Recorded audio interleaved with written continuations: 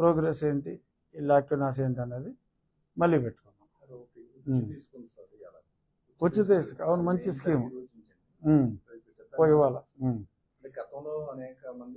చాలా దారుణం. గతంలో మరి అన్యాయంగా గతంలో చంద్రబాబు నాయుడు గారు ఉచిత ఇసుక ఇచ్చినందుకు కూడా మరి ఆయన మీద కేసు పెట్టారు. అది ఘోరమైన అన్యాయం.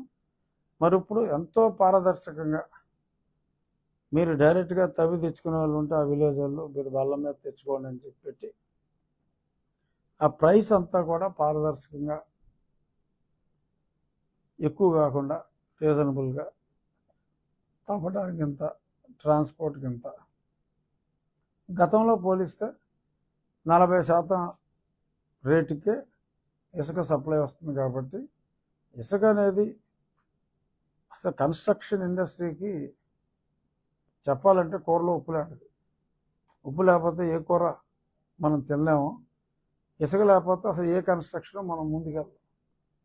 సిమెంటు పెరగాలన్నా, ఇది కన్జంప్షను, మన ఏ అభివృద్ధి జరగాలన్నా ఇసుకే మెయిన్.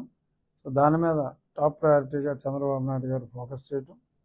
మరి ఇవాళ నుంచే, ఇవాళ పొద్దున్న పేపర్లో కూడా చూసా, సుమారు 20 లక్షల టన్నుల ఏదో సంథింగ్, 25 లక్షలు 5 లక్షల ఏదైనా కన్సిడరబుల్ క్వాంటిటీ ఆల్రెడీ అవైలబుల్గా యార్డులో ఉంచాం అని చెప్పి కూడా చూసా.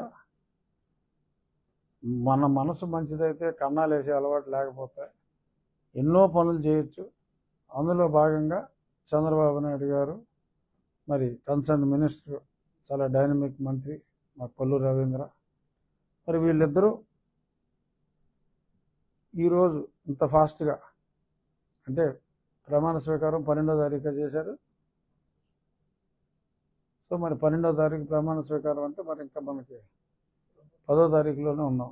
ఇంకా 2 రోజుల ముందే, నెల రోజులు కూడా అవ్వకముందే మరి చక్కటి పాలసీతో వచ్చి బాగా అక్కడ దగ్గరలో ఉన్న వాళ్ళకేమో వాళ్ళే మోసుకు తెచ్చుకునే విధంగా ఓవరాల్గా అందరికీ కూడా అందుబాటు ధరలో, అంటే గతంలో రేట్లు చూసిన తర్వాత ఆల్మోస్ట్ ఉచితంగా, ఉచిత ఇసుకకి కొంత ట్రాన్స్పోర్ట్ కాస్ట్ ఇవి ఉన్నప్పటికీ కూడా ఉచితంగానే ఇసుక వచ్చింది అన్న ఫీలింగ్ ఉండే విధంగా మరి చంద్రబాబు నాయుడు గారు చేసిన, మా ప్రభుత్వం చేసిన ఈ కార్యక్రమాన్ని మనస్ఫూర్తిగా అభినందిస్తూ చంద్రబాబు నాయుడు గారికి మరొకసారి నెల గడవకు ముందే ఈ స్కీమ్ తీసుకొచ్చినందుకు పర్సనల్గా కూడా ఆయనకి నా అభినందనలు తెలియజేస్తున్నాను.